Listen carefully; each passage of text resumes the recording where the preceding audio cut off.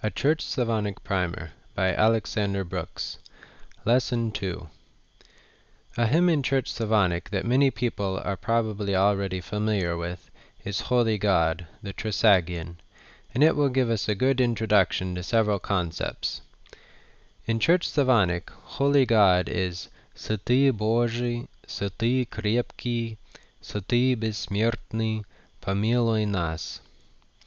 This is a simple enough phrase that a literal translation pretty much matches up to the English language hymn. Thus, Святый is holy, Божий is O God, O because the word is again in the vocative. Bog is God in the normal case. Крепкий is mighty or powerful, and Бессмертный is immortal. We again have помилуй that we learned in Lesson 1, and нас is on us. In Lesson 1, I made several comments about pronunciation that need to be expanded upon. I initially said that each letter of the alphabet basically has one corresponding sound, but then I said that most consonants actually have two variants of sounds. The reason for them having two variants of sounds is that once letters of the alphabet are put together into words, they start influencing upon one another. Thus, when a soft signifying vowel is placed after a consonant, the consonant will be pronounced in its soft variant. For instance, in Святый, the V is soft because the following Ya is a soft signifying vowel. This Ya is essentially comprised of the Y, that is, the letter called short E that I explained in relation to помилуй, and the letter A. When soft signifying vowels are placed after certain and most consonants, the Y will be transferred from the vowel to the consonant, and it will acquire this softness. There are, by the way, 3 always hard consonants and 3 always soft consonants that are not affected by surrounding letters.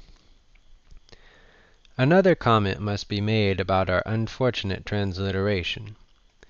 Having said the above about hard and soft consonants, we need to have a way in our transliteration to indicate hardness and softness. By convention, I will indicate softness with an apostrophe. In some books, softness is indicated by a J. Hardness will not be indicated in any way, because those consonants that are not soft are naturally hard. By deduction, you, I hope, will realize that those vowels preceded by an apostrophe are soft signifying. However, to make this more clear, I will start making a list at the end of each lesson's PDF of soft and hard signifying vowels. This is something that you'll need to keep in mind at all times, and especially when trying to pronounce new words. However, as I said in the first lesson, the best way to learn pronunciation is to listen to how it's pronounced and imitate. Another comment should be made about the I that appears in several words in this phrase.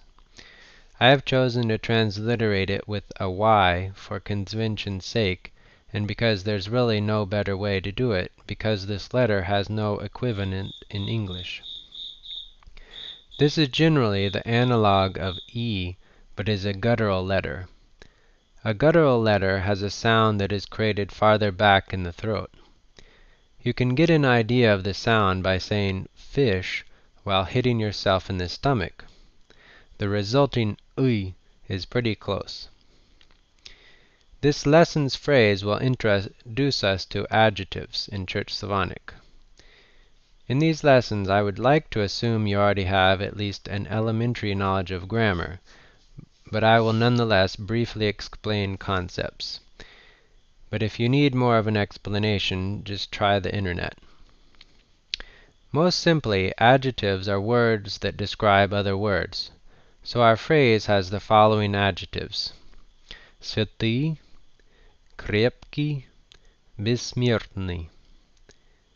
Holy describes or modifies God, which is a noun, while mighty and immortal do not directly modify any other word, but we understand that they describe God as well. In the first lesson, I mentioned that a change in the meaning or function of the word Gospodi could be seen by the final letter. The fact that a word is an adjective can often be seen by its ending. In the case of adjectives, the ending often consists of 2 or 3 letters. Don't be frightened, but there are a multitude of adjective endings, at least 630 if I calculated correctly. However, you will, I hope, learn them in context and maybe have an easier time than memorizing tables. But if you'd like to try, contact me and I'll send you the tables. In our adjectives, we have 2 different variations of adjective endings. They are ui and I. These endings right away tell us a number of things about this phrase and the words in it. For one, they tell us that the noun that they are modifying is masculine, and thus the adjectives themselves are and must be masculine as well. Yes, by the way, you heard correctly. Adjectives have gender in Church Slavonic. I should note that the gender of words does not necessarily match up with femininity, masculinity, and neutrality. Though we use the words masculine, feminine, and neuter when referring to certain words.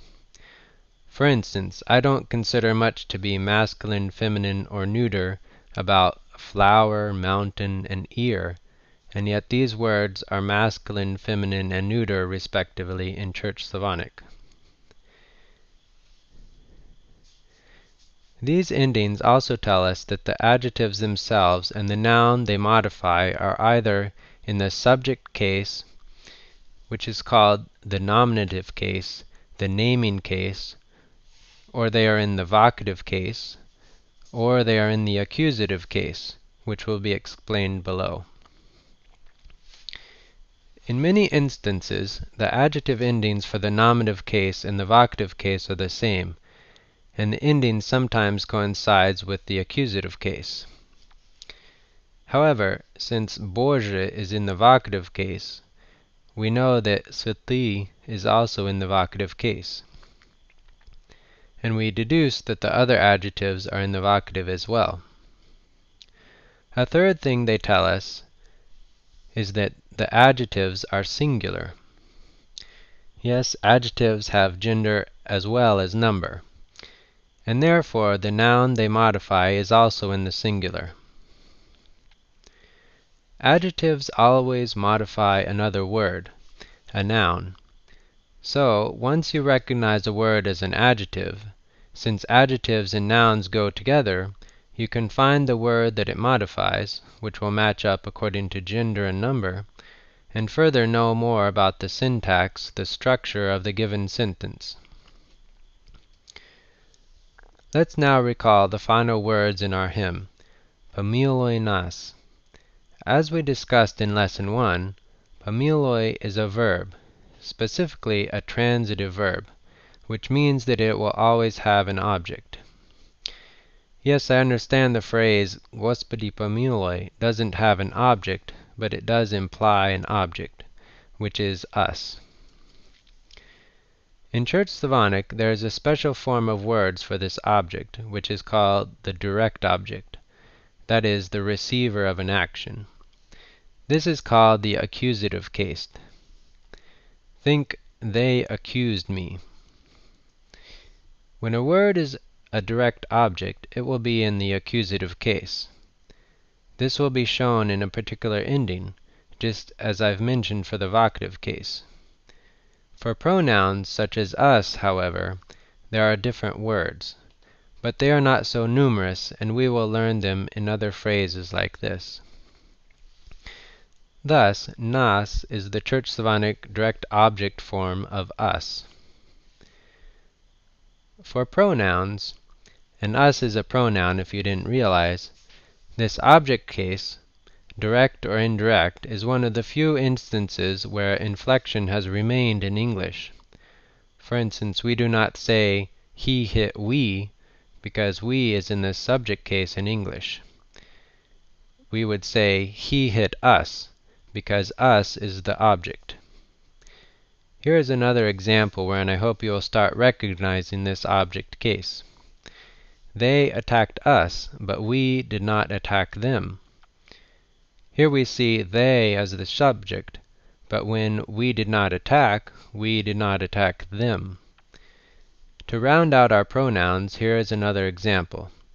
I saw her, she saw me. There is another letter that you may have noticed above in bog and nas, and may have further thought that I must have made a typo because this letter didn't turn up in the transliteration. This letter with no sound is called the hard sign. It signifies that the previous letter is hard in sound as opposed to soft. It turns up in a few different places, but most often at the end of words. Many words that end in the hard sign are masculine. And as an aside, there's a joke, though maybe it's true, that when Tolstoy's War and Peace was published after an orthographic reform, in which the hard sign was taken off the end of words, the book ended up being a third less in length.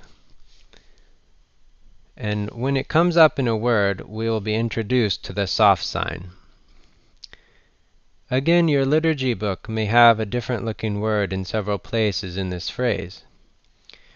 We now see the normal titla in two words, sati and Bože. As usual, you can find a PDF transcription of this lesson and links to audio for listening practice on my website at russianmanner.com.